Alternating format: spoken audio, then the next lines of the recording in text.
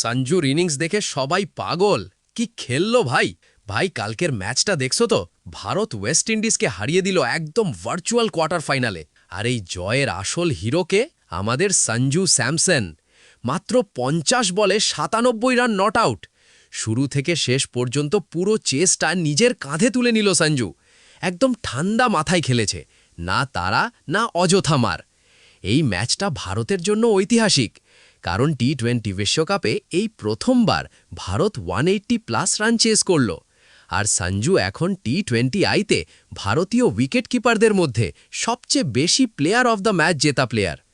ম্যাচের পর সঞ্জু নিজেই বলল, জীবনে অনেক ওঠানামা দেখেছি, অনেক সময় নিজেকেই ডাউট করেছি আমি পারবো তো, কিন্তু আজ যেটা হলো উপরওয়ালার দয়া।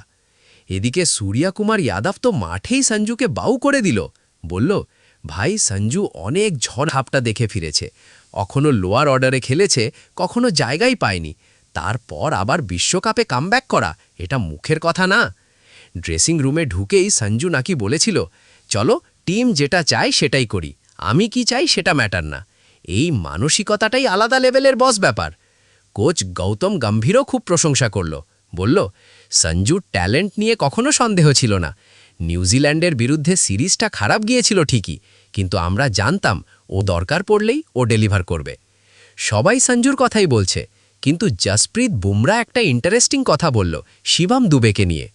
বুমরা বলল, সেকেন্ড লাস্ট ওভারে দুবে যে দুটো 4 মেরেছিল স্ট্যাটসে কেউ মনে রাখবে না, কিন্তু যারা ক্রিকেট বোঝে তারা জানে ওই দুটো 4 না হলে লাস্ট ওভারে চাপ অনেক বেড়ে যেত। আর শোন ভাই, কালকের ভারত বনাম ওয়েস্ট ইন্ডিজ ম্যাচটাই জিও হটস্টারে এই বিশ্বকাপের সবচেয়ে বেশি দেখা ম্যাচ হয়ে গেছে। এখন সেমিফাইনাল একদম সেট। ভারত বনাম England, Wankhede stadium. South Africa বনাম নিউজিল্যান্ড, ইডেন গার্ডেন্স। বলতো ভাই, তোমার মতে ফাইনালে কারা যাবে? কমেন্টে লিখে দাও, দেখি কার প্রেডিকশন ঠিক হয়।